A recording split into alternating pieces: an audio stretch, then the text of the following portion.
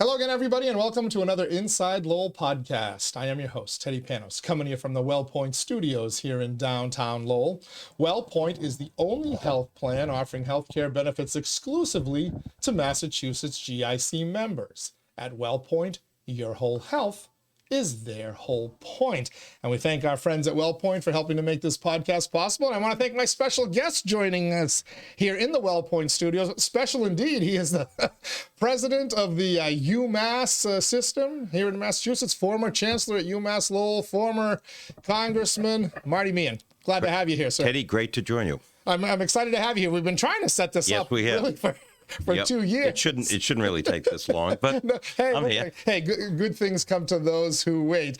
Before we get to the discussion with President Meehan, I just want to thank the rest of our podcast sponsors as well. Our friends at Washington Savings Bank. Make the switch now to Washington Savings Bank. TMI Properties, quality and value at every price point. Find your perfect space with TMI. Mahoney Oil, providing warmth and protection to Greater Lowell since 1925. Francis E. Preventure Insurance, the agency Greater Lowell has counted on for nearly a half century, and the Massachusetts Pirates, bringing all the hard-hitting action and excitement of arena football to the Mill City and to the Tsongas Center on the campus of downtown Lowell, which is a great segue into the first thing I wanted to chat about with you, Mr. President, and that is every time you and I come together, whether it was on radio or now on a podcast, the UMass football coach seems to be making news. Your university decided to change course yet again a couple of days ago. The coach is out, new coach search is coming in. Just kind of your thoughts on that program. And, here it is 4 years after we got your last coach fired, I think, and still kind of struggling to build that program. Yeah, although the football program, the whole athletic program now is ready to join the MAC. And I think that a lot of people are excited that UMass football could be competitive in the MAC. The big issue was, with the Mid-Atlantic Conference is basketball and could Amherst do well in basketball? Basketball coach is enthusiastic about it. So I think that's a better division. And part of the challenge with football is, not being part of a conference. Obviously, nobody at Amherst is happy with the way the football program has gone this year. The last loss was a particularly tough one. But, I traveled with the team out to Buffalo and, I expected more, to be candid with you. So those decisions are made with by the athletic director and the chancellor. And, I think Brian Banford is a solid athletic director. And, we'll see what happens from here. But there are a number of really good candidates, I'm sure. And, Don Brown is loved at Amherst. But, a program has to win. Right. And that's been the challenge. And there's a lot of folks say, they're never going to be able to build, given the realities of college sports today, especially football, right? With all the conferences changing and everything consolidating. Any thought to just that program might have to downscale and try to get into kind of a different level? Maybe I forget what they call it, but it's the one where, UNH and Maine and a couple of other schools are in that are in this area. At this point, I think folks are very enthusiastic about the MAC conference. You've seen football programs have success. Holy Cross is one example. They had a great year, and there was great enthusiasm. They went to Boston College and nearly won the game. So I think, look, athletics is the front porch of any university. It doesn't help if you're not competitive. Now, UMass, Amherst football, they go to places like Georgia, where they're going to go this week, and they make a lot of money when they go to Georgia. So they, I think it's $1.7 million for the game. But those are tough games in terms of what the results are going to be. But at the other hand, it's money that helps fund the program. They need to do a better job of getting a coach. I believe that they will. They're going to have a broad search for someone, and there's somebody out there that could make them competitive in the new conference in the MAC. So no they just thought- have to find them. So no thought to either eliminating the program or moving it down a level. You still believe at that Division I championship level that it needs to be in there. Well, somewhere? we're not even in the MAC yet. That will happen next year, but it's a good conference for UMass Amherst, and there's a feeling that we could be competitive in that conference. So that's the main thing. UMass hasn't had a football conference, and now they're going to have one. I do think the economics of the program will mean that they will continue to go to Auburn or Notre Dame or the University of Georgia. They'll continue to play some of those games, but they need to win some games too. All right. Let's talk about something where it seems like UMass Lowell in particular has kind of won the Super Bowl, and that is on the future technologies, and that is the LINC project. You're actually in town today. Shortly after leaving here, you're going to head over to, I believe, 110 Canal Space and talk a little bit about a new partner in the LINC project. You want to divulge them now, or? I kind of hinted about it the other day. But. Well, I don't want to get in trouble with Julie Chen but there is going to be an announcement. We have a veterans organization that is well connected to Massachusetts that's going to be joining us. It's a great opportunity to get them to Lowell, to have them engage with the university. Both the research component, they do research on post-traumatic stress disorders and all of those challenges. So I think it's a great partnership. We're excited about the announcement, but it's just one of many. The LINC project, I think, is the most important project for Lowell in 30 years. There's a lot of work to do.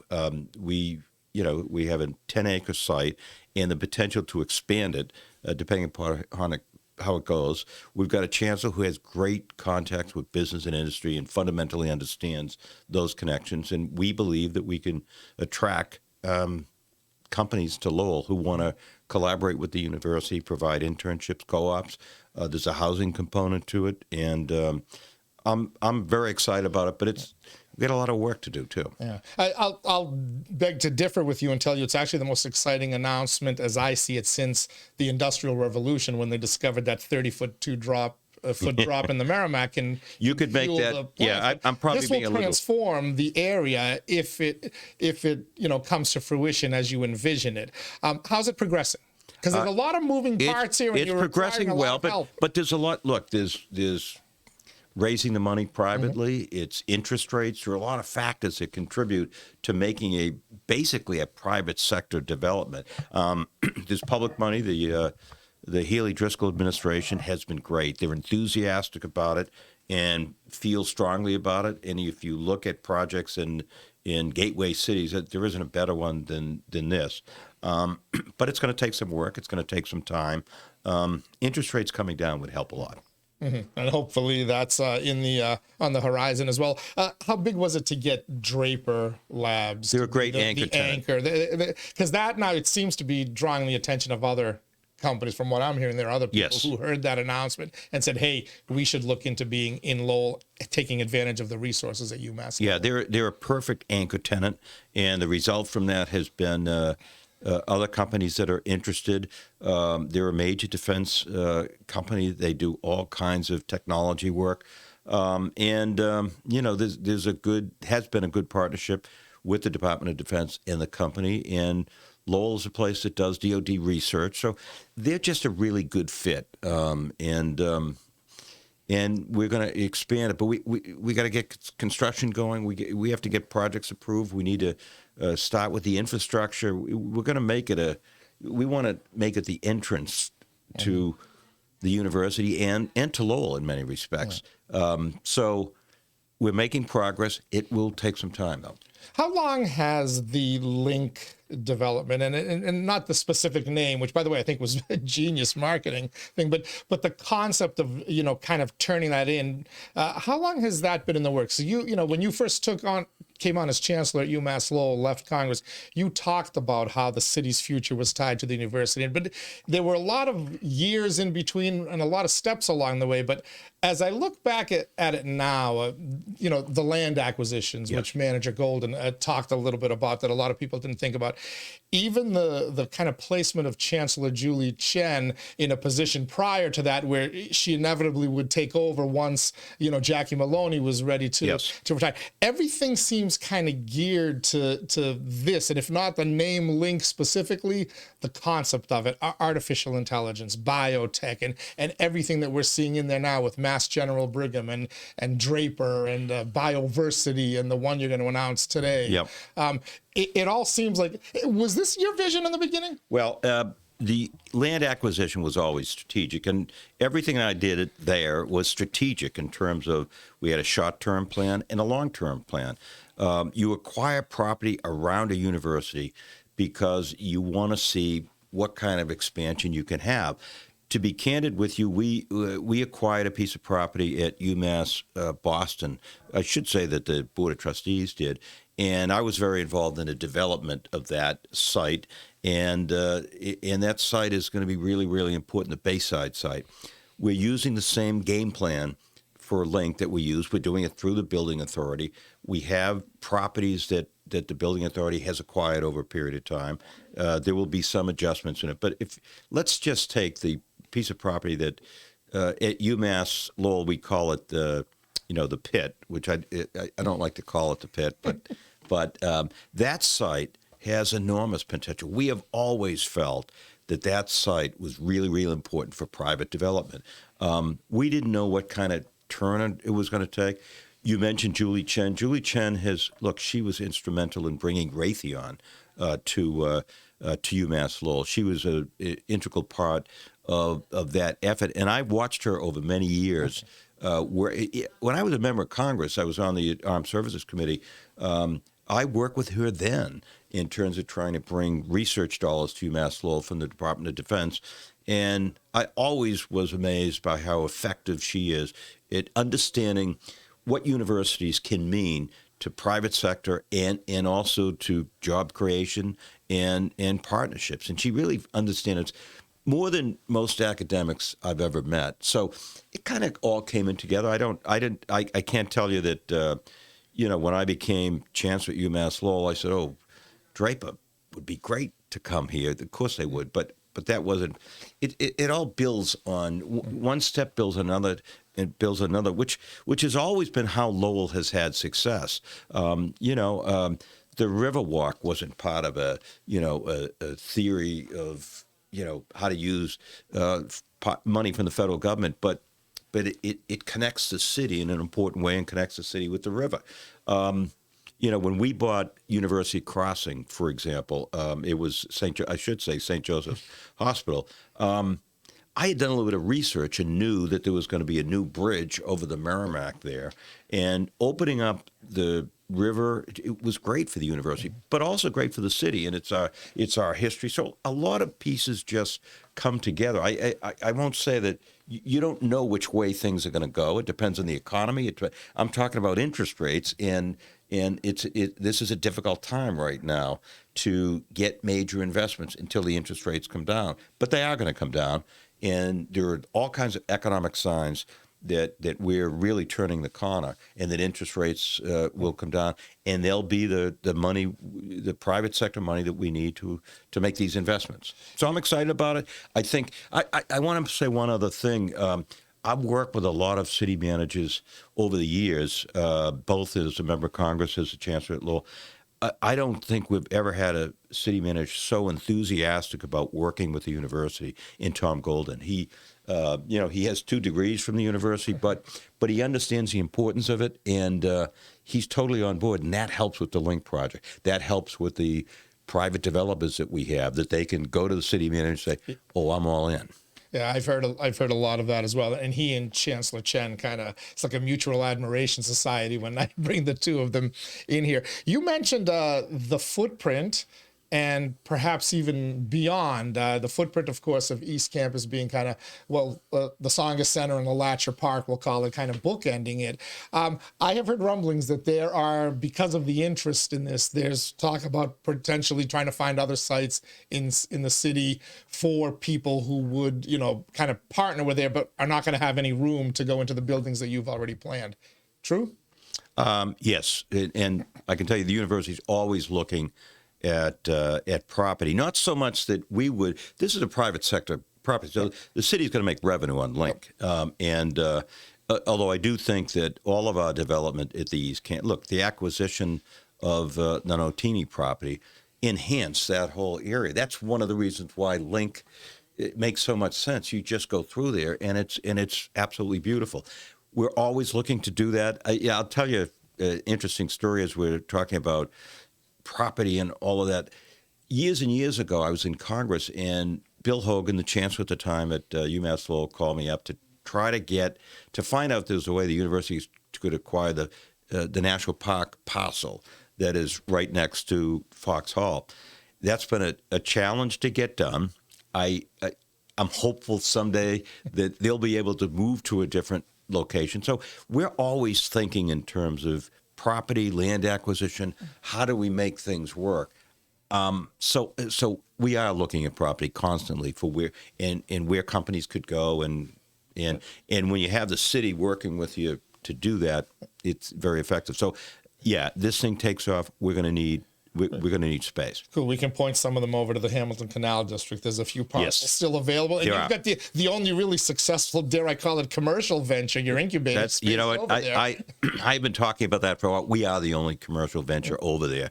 And we got a lot of help from the state to make it all happen. But yeah, we're the only commercial. And I'm hopeful that, that we're going to make the announcement on LINC over there today.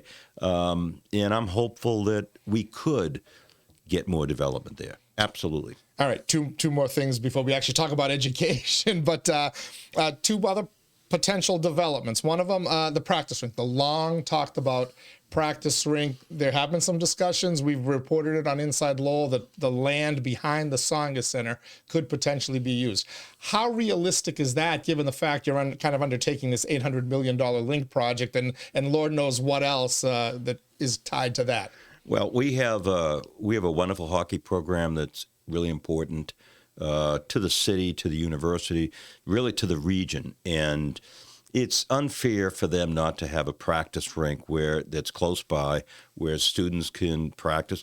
When you look at the Tsongas Center, we could maximize that center by having more events if we had a practice rink. You don't really need to have, let's say, a high school hockey team or a college hockey team practicing in that big building. It makes more economic sense to have major events. So this is a priority. I can tell you it's a priority for me. It's a priority for Mary Burns, who's the first Lowell resident to be a trustee in the UMass system since it became a 5-campus system. She's committed to it. But it's all, in the end, it's about the economics. It's about how much it will cost. And, these are tough times right now in higher education. We just got through a very difficult COVID. We have challenges with attracting international students that we don't know which way it's gonna go. So the economics is challenging, but we're all committed to seeing it happen. I would love it to be connected to the arena. When the arena was first discussed, there was a practice rink attached to it. So everyone knows that in order to maximize an arena like that, you need to have a practice rink. Mm-hmm. And another athletic facility, the Latcher Park. By now it's well publicized what kind of disrepair it's in, and you're barely able to use it for baseball. You have to limit the number of people that get in there. There is a bond bill that we've reported about, and that's kind of the last time you and I talked. That's working its way through. But tied in with that keeps coming back this thing about Red Sox-affiliated minor league baseball. And I know that's a big goal of Congresswoman Trahan. Nikki Tsongas' successor who succeeded you. But it wasn't lost on me that the announcement that's coming up today somehow involves the Red Sox as well. It does. Not a baseball team, but the Red Sox are involved. The Red Sox are big supporters. Here's my view, Teddy, on LeLacheur Park. First and foremost, we have to save the park. I mean, when I first toured that park, I had tears in my eyes looking at the condition of the park. And, there are a lot of years where the city got a lot of revenue for it. That revenue should have been put back into the park. It shouldn't have gone to the general fund. It should have gone and stayed with the baseball park. That having been said, it needs an awful lot of work. The university's put about $3 million into the park. I don't think the university can really afford to do more of that. And so we're hopeful the state can help. We're hopeful the federal government can help. I think Congresswoman Trahan has, she's been talking to the Red Sox a lot about this. I think from my vantage point, I'd love to have the Red Sox here. I'd love to do a partnership with them. Minor league baseball has changed dramatically, and you're hard-pressed to find a minor league team that's willing to pay the cost of playing in a park or, the cost of building a park. So that's where the challenge will come in ultimately. But from my vantage point, I just want to save the park first. We need to try to save that park. And the building inspector, I worry the state building inspector is going to close it down, to be candid with you. There's a new state building inspector, and he's pretty tough and won't allow more than 750 people into the park, which impeded the city's ability to, to have the 4th of July fireworks.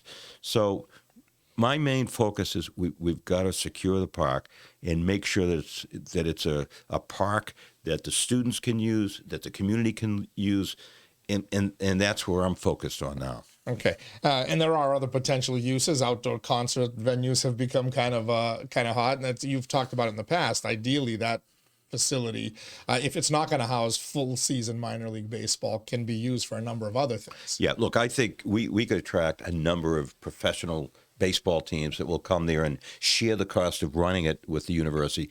That's also an important goal. I think about a facility like that, and if we had an artificial surface on it that could be used for baseball, or it could be used for soccer, it could be used for a lot of different things. It probably will allow the facility to be used more often, more months in the year. BC and other universities have actually you can buy things to sort of in the wintertime put it under so that it's under wraps. Okay. So there's a lot of potential there. Like everything else, it comes down to money. The other thing I would say, Teddy, is a lot of the investments that we made when I was chancellor at Lowell were investments we could make because we grew enrollment dramatically during those 8 years. The challenge is, demographically, there are fewer and fewer high school graduates graduating in Massachusetts, graduating in New England, and graduating in the northeastern part of the country. We get our revenue from enrollment more than the state or any other source. So, we just have to manage these places. We have to, we have to make sure that we manage the university for the long term too. So that's why it's a challenge, and we got to figure out where to get the money, how we pay for it, and what the debt service is likely to be. All right. Good transition yet again. It's almost like we're in sync here. We're chatting with Marty Meehan, UMass president, former UMass Lowell chancellor, and of course, congressmen representing the city of Lowell, since replaced by Congresswoman Nikki Tsongas and now Lori Trahan. Let's talk about education. And you touched on it a little bit. Challenging times coming out of COVID, but challenging times going forward because of technology. Enrollment is one issue. How is UMass Lowell and the UMass system in general, how are they positioned to deal with what I believe is going to be a rapidly changing college education? Well, for one thing, AI is a big issue, and I appointed a task force from across all of our campuses to look at the issue, to see where the benefits are, to see where we have to be careful, where there could be ethical challenges, how it meets with our academic criteria and credibility. But AI is going to change the world, and I agree with the notion that anyone who isn't on top of AI and making it part of any business, and in many ways, a university is a business. And, a lot of academics don't like to think of it that way. I suppose in a utopian society, you'd have free education and unlimited resources would be provided, and we wouldn't have to think about running it like a business. The problem is, at UMass, we've borrowed over $3 billion to invest in the facilities on our campuses. So that means we have to pay it back at interest rates and all of that.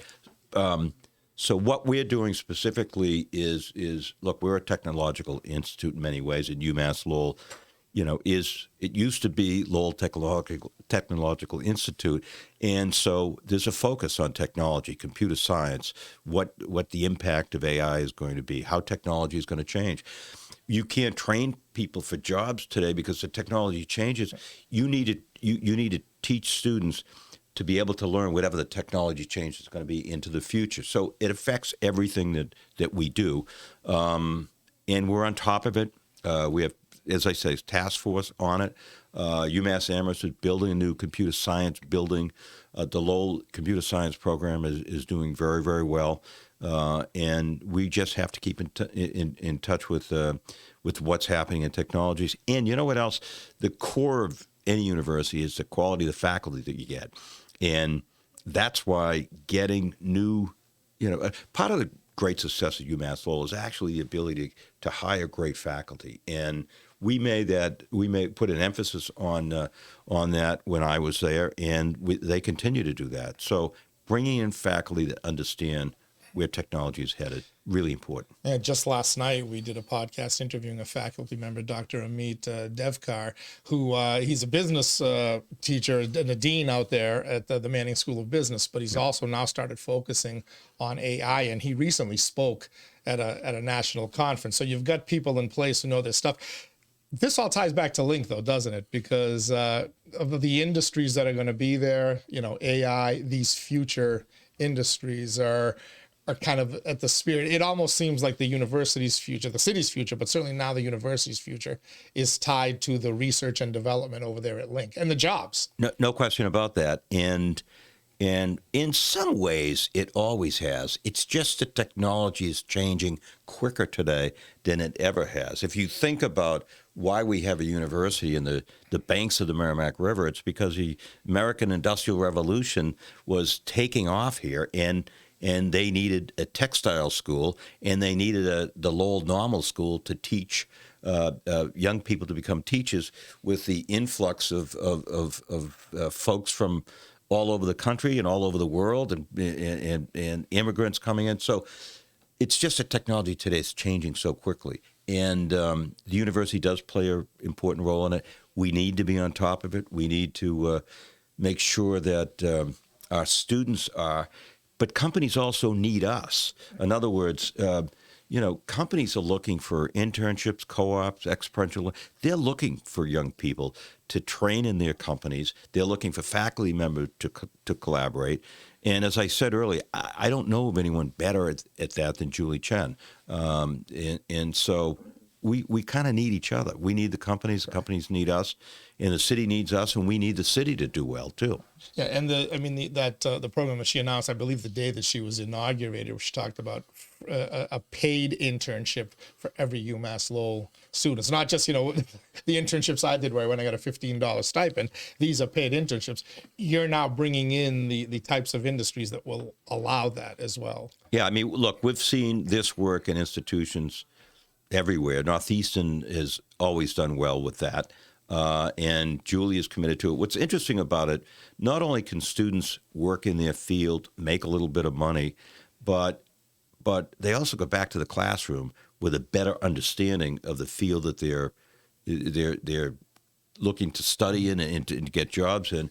It helps academic performance as well as, Julie wants to make sure that folks can make money, that they're getting paid, but but we know when they come back to the classroom, they're better prepared in the classroom too. Is there a future on the campus of UMass Lowell for other majors? And I don't want to pick on journalism. That was my major, but I feel like that would be, anyone getting into that nowadays is nuts. But there's other some of these liberal arts majors and whatnot. I think your nursing school is kind of set up okay. Your education school and whatnot. But are there other schools where perhaps people might want to start thinking differently, and moms and dads telling their kids, you better start to look at STEM in high school, and because that is the only opportunity that's going to be there? Yeah, when my son Bobby came to me and he said, he got into Georgetown and he said, I'm going to go to Georgetown. And I said, what are you going to major in? And he said, English. And he had gotten a really high math SAT score. And I said, oh. I said, you're going to have to get a master's degree. You're going to have to, maybe a law degree. You're going to have to go to school. It's English is fine if you're going to get 2 or 3 degrees, but so that's a big challenge. And the interesting thing is, I think in the new administration, they're going to look to colleges and universities for whether they're graduating people in fields where there are jobs. So universities that are smart need to be in touch with this. Now, you could be a communications major or an English major and doing internships in a communication entity, using video. And I mean, the whole it used to be people would get jobs in newspapers and they'd kind of move their way up in newspapers. And I don't think that's the future, though there'll be a few. But people who can use video, people can do the things that you do, can. It's just a different form of communication than it used to be. And we as a university need to be participating in that in every field. And Julie's vision is for every student to get that opportunity in their field. And, when I was a kid, I was an education and political science major, and I did my student teaching at Lowell High School. But I also got an opportunity when I was a student to work at City Hall for a summer. And so there are all kinds of opportunities, no matter what field you're in. So I think her vision, but I agree, is that you ought to be able to get internships no matter what your major is. But I also think that we need more and more of a focus on STEM. There's no question. Certainly. And that probably begins in the high schools and middle schools.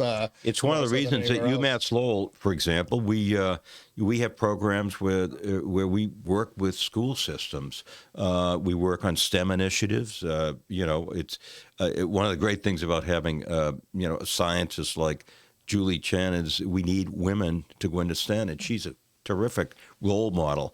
So to the extent that the whole leadership team at Lowell, but Julie in particular as a woman scientist, we need more women to get into it. We need more students to get into it. All right. Well, I'm going to end it there. A lot of good stuff happening, a lot of good stuff. I have a hunch coming in the future, and we look forward to all the announcements as they arrive, including one that you're heading over to right now. Absolutely. And let's make sure I get in here quick on that. Yeah, well, we don't have to wait 2 years. More than once every 2 years. See, we can do every couple of months. Thank you so Great. much. Okay, Teddy. Thank you. UMass President Marty Meehan, thank you for joining us here in the WellPoint Studios, and thank you for joining us here as well, as we like to say, Inside Lowell. If Lowell is your home, this is your place. Till next time, be safe, everybody.